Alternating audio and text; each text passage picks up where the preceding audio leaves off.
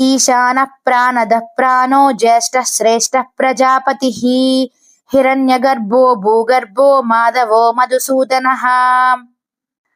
అర్థం: అందరి ప్రాణములకు అధీశ్వరుడైన ఈశ్వరుడు ప్రాణాలకు ప్రాణం వంటివాడు.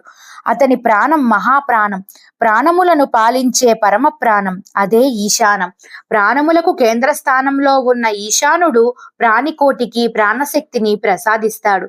అతడే అందరి బహిప్రాణం. అందరినీ మించినవాడు, అందరినీ పెంచినవాడు, జ్యేష్ఠుడు, శ్రేష్ఠుడు. అతడే ప్రజాపతి.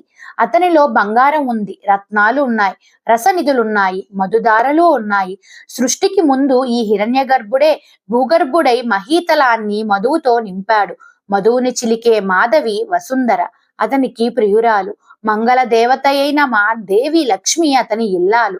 భూదేవికి శ్రీదేవికి ప్రీతిని కూర్చే మాధవుడు మధువులోని మాధుర్యాన్ని సేవిస్తాడు, దానిలోని మాంద్యాన్ని నిషేధిస్తాడు.